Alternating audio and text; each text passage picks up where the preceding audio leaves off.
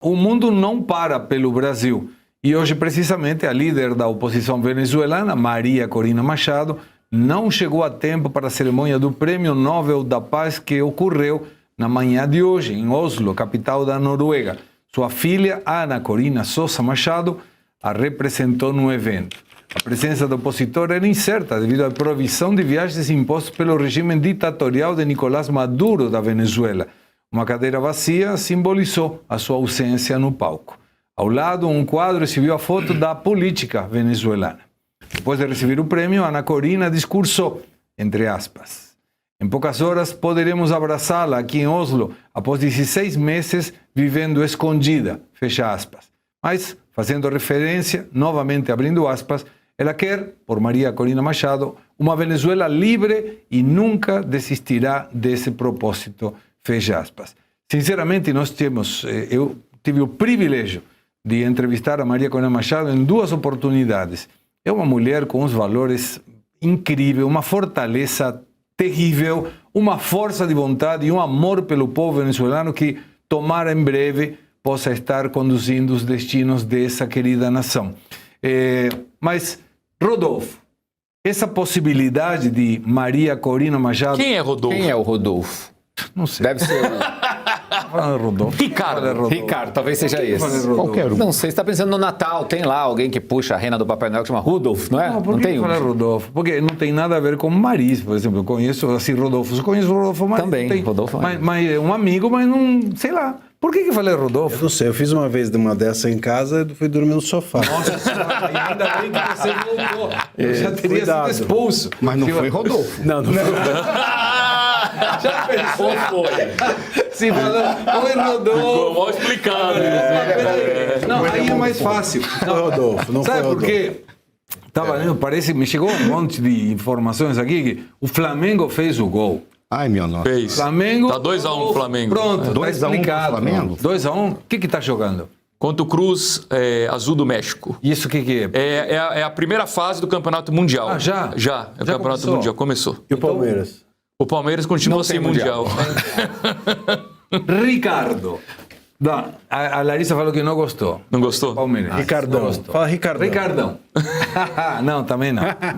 Ricardo, essa colocação, Prêmio Nobel da Paz, não chega a tempo. Ninguém sabe onde Maria Corina Machado se encontra, mas pode simbolizar, junto com a quantidade enorme de forças armadas dos Estados Unidos no Mar do Caribe, alguma mudança, porque estamos todos os dias, não, amanhã vai, amanhã vai, amanhã vai. Hoje tivemos uma informação, aviões da Força Aérea Americana entraram no território venezuelano, ficaram por 40 minutos, o que nunca tinha acontecido. Isso pode ser um sinal de que o futuro está próximo e o destino dos venezuelanos pode chegar a mudar? Sim, pode ser um sinal e eu quero acreditar profundamente que seja um sinal, que esses movimentos da força americana, do Trump, de fato aconteçam, o povo venezuelano possa se libertar dessa, desculpa a palavra, mas essa desgraça que acontece naquela bela nação, com aquele belo povo que infelizmente está preso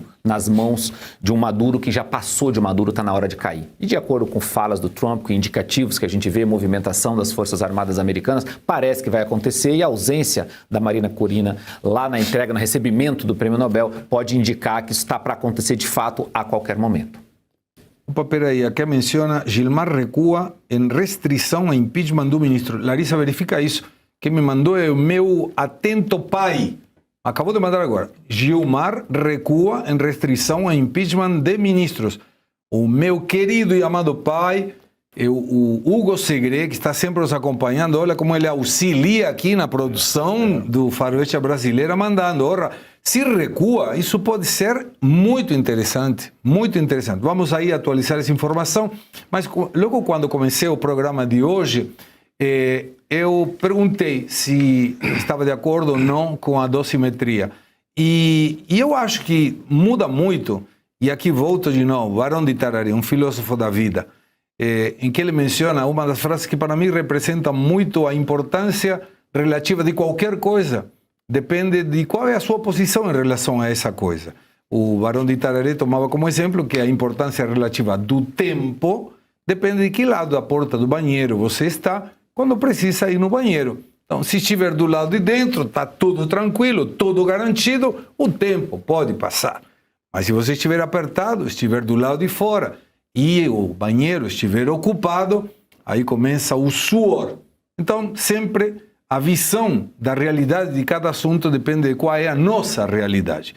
Antes de começar o editorial, eu gostaria, Larissa, pode colocar, por favor, e hoje como uma exceção, antecipando o resultado da pesquisa. Prefere a PL anistia no tudo ou nada? 68%. Aceita a dosimetria como opção? 32%. E aí, sem dúvida nenhuma, depende de que lado da porta da liberdade você está para reconhecer essa possibilidade. Então, vai agora o editorial do dia de hoje falando precisamente sobre a dosimetria ou a anistia. Começo este editorial com angústia e sensações cruzadas pela difícil situação na que estamos em relação com a lei da dosimetria, anistia, o que for. Por um lado, sinto conforto pelas muitas famílias que poderão voltar para suas casas. Pelo outro lado, tenho a sensação de derrota por ter de aceitar algo que me parece muito injusto e pequeno demais, considerando que tudo, na minha subjetiva visão, foi armado sobre a base da narrativa. Empatia é a capacidade de se colocar no lugar do outro. Não é concordar, não é absolver, não é justificar. É reconhecer a dor alheia quando vem de quem pensa diferente. Empatia é ver o ser humano antes de olhar na sua ideologia. A política brasileira funciona como um slogan, não é um princípio. E é justamente por isso que o debate se tornou moralmente pobre. A sociedade brasileira está dividida entre quem aceita a dosimetria e quem só quer anistia total para os condenados injustamente pelos atos do dia 8 de janeiro. Mas 99,9% de quem não aceita a dosimetria está livre. Estamos opinando como engenheiros de obra pronta. Tenho a amarga sensação que dosimetria em lugar de anistia é aceitar um pouco resignado ou tudo, mas não me sinto no direito de opinar se isso é bom ou não, desde o ar-condicionado e, sobretudo, desde o conforto da liberdade. Hoje acordei imaginando que Bolsonaro e outros presos estão olhando para um teto cinza, frio, sem ter o direito de abraçar os seus seres queridos, e mesmo quem defenda pessoalmente a anistia total, e eu defendo, considero que a maioria dos condenados deve estar, sem dúvida nenhuma, aceitando esta proposta. Desde a convicção política, me dói ver que o sistema ganhou mais uma batalha. Temer, Paulinho da Força, Aécio Neves, inclusive ministros do STF, parecem ter conseguido o objetivo de enterrar a necessária anistia. Aqueles que estão de acordo com a dosimetria, gostem ou não do Jair Bolsonaro, concordem ou não com as suas ideias, há um fato que precisa ser encarado com honestidade. Ele e muitas pessoas associadas ao campo da direita vivem um processo prolongado de perseguição, punição e insegurança jurídica. Pessoas presas ou exiliadas e separadas da família há meses. São muitas pessoas que não conseguirão passar mais um Natal em casa, sem mesa compartilhada, sem abraço, sem normalidade. E aqui entra um elemento que raramente é citado: desprendimento pessoal. Bolsonaro, mesmo resignando sua liberdade, aceitou que se trata da dosimetria como uma opção concreta em vez de anistia ampla, geral e restrita. Em termos práticos, isso significa que mesmo ele próprio possa permanecer preso. A revisão proporcional das penas permitirá que a grande maioria dos condenados, muitos com participação periférica e penas desproporcionais, retornem em breve às suas casas. Essa postura não é de conveniência individual. É de sacrifício político e, sobretudo, sacrifício pessoal. É aceitar o próprio custo para aliviar o sofrimento coletivo. Concordem-se ou não com Bolsonaro, isso exige reconhecimento.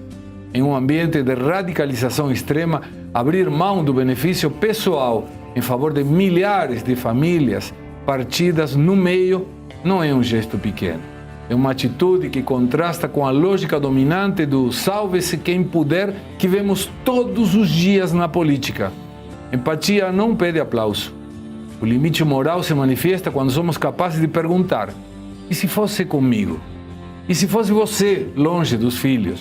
E se fosse seu Natal detonado por uma punição que ultrapassa o indivíduo e atinge a família toda? Sem empatia, a justiça vira vingança. Sem desprendimento, a política vira ego. E quando isso acontece, não há vencedor. Apenas um país mais duro, mais frio e mais dividido. Quando alguém aceita perder pessoalmente para que muitos possam voltar para casa, talvez o que esteja em jogo não seja política, e sim um gesto de humanidade. Meu reconhecimento ao presidente Bolsonaro, que conforme quando nós falamos sobre isso, e Arthur falou, temos que ver o que o Bolsonaro manifesta, o que ele explica, está aí explicado.